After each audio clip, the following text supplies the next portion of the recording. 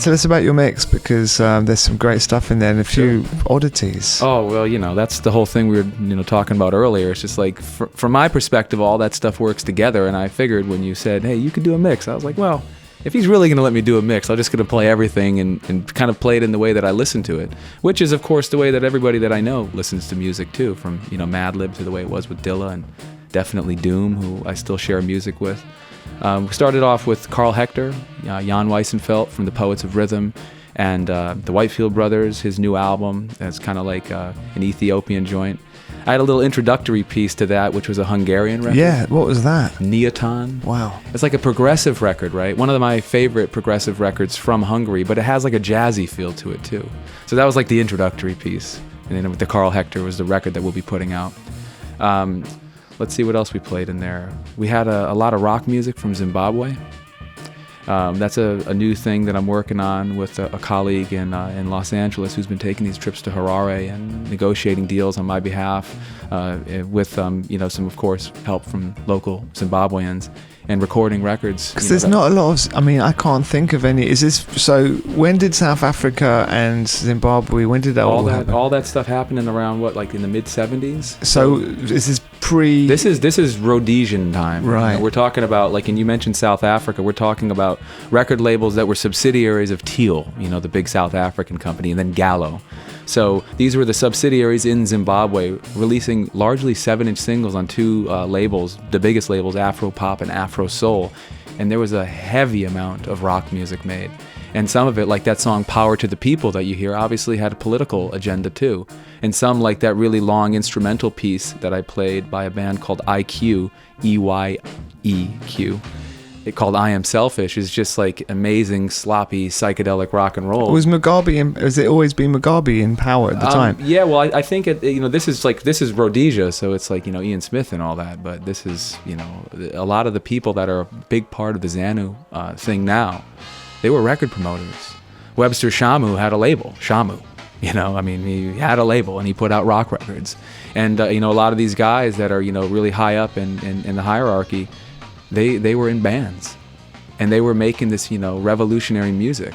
It's kind of crazy, and there was a lot of it made. And no one's really done the record of this, or it's not been... I got contacted by this amazing individual. He's a screenwriter named Matthew Scheckmeister, and I couldn't believe it when I saw the email. He was like, hey, so you're not going to believe this, but you're into Zambian rock music, so maybe, you'll read this email. I've been spending some time in Zimbabwe, and I figured there might be a rock scene there, and I found some rock records, and I recorded them all, and, I could send some to you if you think we could maybe work together and do an anthology. I'm in between screenplays, and I'm willing to go back down there and try to figure it out.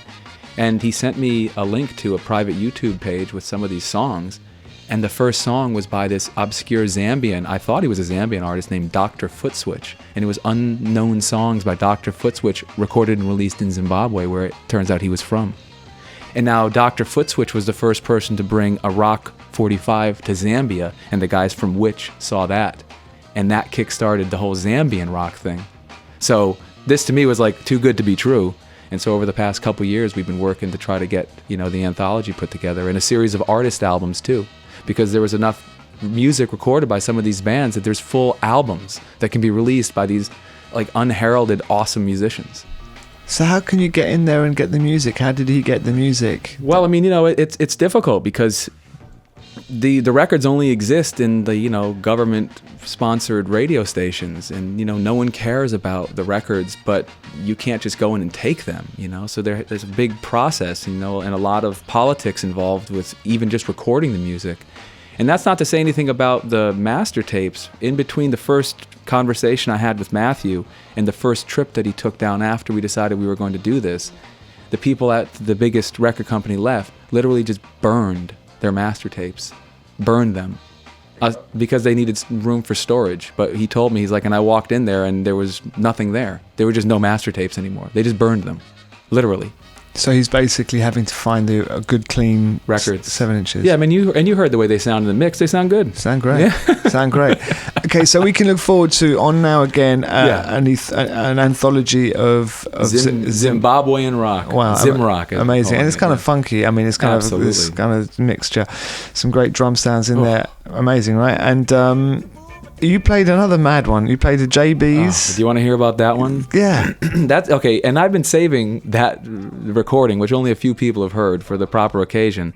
That's the unreleased JBs album that was scheduled for release on King Records in 1971 as James Brown was transitioning out of his contract, and was done almost at the same time as the 3-album test press that was later edited and issued as Love, Peace, and Power, The Paris Show. So that's Bootsy Collins and his band, the JBs, the band that went on to become the House Guests and Bootsy Phelps and the Complete Strangers, doing an album that was supposed to come out on King as the JBs. And at the very end of one of the very long numbers on the B side of the record, they cover Jimi Hendrix. Thank you very much for coming in and my pleasure, hanging out. And we'll go out and drink some wine later. Absolutely. My sound is focused on being a hip-hop producer that went back to 68 to 73.